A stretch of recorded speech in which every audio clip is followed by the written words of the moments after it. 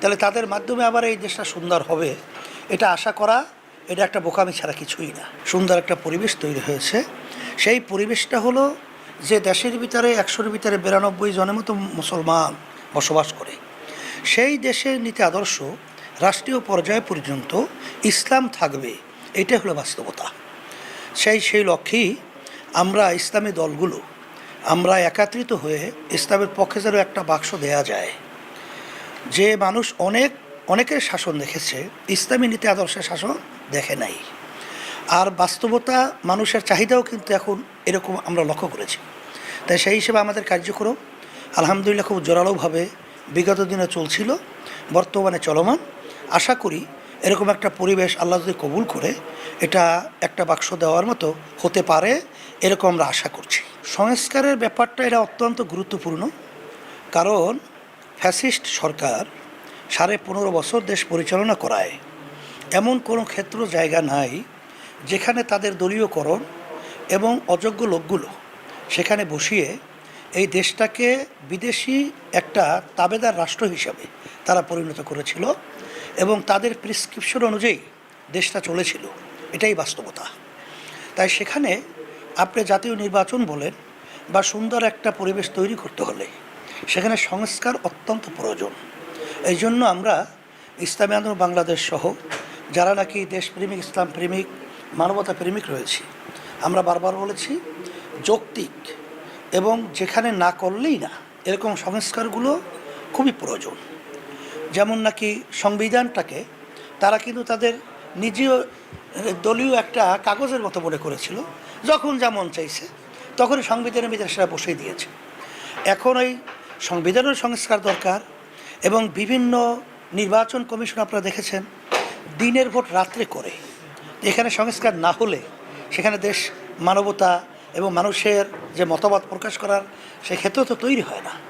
প্রশাসনের ভিতরে আমরা দেখেছি এরকম আমাদের বাংলাদেশের উদীয়মান এবং তাদের ভবিষ্যৎ মেধাবী ছেলেগুলোকে এবং হাফেজ এবং আলেমদেরকে, সাধারণ মানুষদেরকে যেভাবে অন্যায়ভাবে পাখির মতো গুলি করে হত্যা করে যেই প্রশাসন বা যারাই, এখানে সংস্কার অত্যন্ত জরুরি। আর যারা নাকি এই ধরনের আচরণগুলো করেছে এবং তাদের দলীয় লোকগুলো যেখানে বসিয়েছে তারা যদি ওখানে থাকে তাহলে তাদের মাধ্যমে আবার এই দেশটা সুন্দর হবে, এটা আশা করা এটা একটা বোকামি ছাড়া কিছুই না। যার কারণে সংস্কার অত্যন্ত জরুরি এবং জাতীয় নির্বাচনটা এটাও খুবই জরুরি। আমরা তো প্রথম হতাশ হয়েছিলাম যে অন্তর্বর্তীকালীন সরকার, কারণ ডক্টর ইউনূস সাহেব সে তো অর্থনীতিবিদ হিসাবে পরিচিত, সে রাজনৈতিক হিসাবে তো পরিচিত ওইভাবে তার ছিল না। সে দেশে আসার পরে কীভাবে রাষ্ট্র পরিচালনা করবে এটা কিন্তু আসলে আমরা একটা চিন্তায় ছিলাম। তা যাই হোক, এখন আমরা যেটা লক্ষ্য করেছি যে আসলে ডাক্তার ইউনূস সাহেব আমার যতটুকু মনে হয় দেশপ্রেমিক মনে হচ্ছে এবং দেশের কল্যাণের জন্য এখন পর্যন্ত তার পদক্ষেপগুলো আমরা লক্ষ্য করেছি। এটা আমাদের বাংলাদেশের এবং রাজনৈতিক দল হিসাবে তার সহযোগিতা করা দেশের কল্যাণের জন্যে, মানবতার কল্যাণের জন্যে, এটা আমরা দায়িত্ব কর্তব্য বলে আমরা মনে করছি। আসলে বাস্তবতা হলো যারা আসলে সংস্কারের দায়িত্ব পালন করছে তারা কিন্তু আমাদের চেয়ে ভালো বলতে পারবে যে আসলে কতদিন সময়টা দরকার।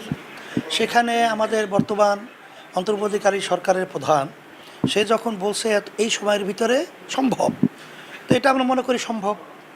তারপরেও যদি কিছু সময় আরও বাড়তি কমতি প্রয়োজন হয়, এটা আমরা খুব খারাপ বা এটা খুব দেশের জন্য অকল্যাণ এটা আমরা মনে করছি না। কারণ ফ্যাসিস্ট সরকার যে তারা অভ্যুত্থানের মাধ্যমে পালালো, তারা তো 5 বছরের ম্যান্ডেট নিজেরা তৈরি করে তারা তো সংসদে বসেছিল, তখন তো আমাদের তাড়াহুড়োটা কী ছিল। তা আমি বলবো যে বর্তমান অন্তর্বর্তীকালীন সরকার তারাও যেন খুব বেশি সময় দীর্ঘায়িত না করে এবং আমরা যারা দেশের জনগণ রয়েছি এবং যারা আমরা রাজনীতি করছি আমরাও যেন সুন্দর একটা পরিবেশ তৈরি হয় এবং মানুষের যেন অধিকারগুলো আমরা যেন সেভাবে স্বাধীনভাবে দেশে আমরা থাকতে পারি। এবং আমাদের যেটা লক্ষণীয় যে এবছর রমজানের মধ্যে নিত্য প্রয়োজনীয় মাল আসবাবের যে দাম নিয়ন্ত্রণের মধ্যে ছিল, এটা তো অন্তর্বর্তীকালীন সরকারকে ধন্যবাদ জানাতে হয়। এবং মানুষ যে বিভিন্ন ক্ষেত্রে ঈদের সময় তারা যে বাড়ি ঘরে ফিরছে গেছে, যাতায়াতের ব্যাপারটা বাংলাদেশের ইতিহাসে এটা কিন্তু বিরল একটা ইতিহাস তৈরি হয়েছে। অর্থনৈতিকভাবে এবং রেভিনিউস সহ বাংলাদেশের যে কাঠামোগুলো যে উন্নয়ন হয়েছে, এটা কিন্তু বাংলাদেশের জন্য কল্যাণ।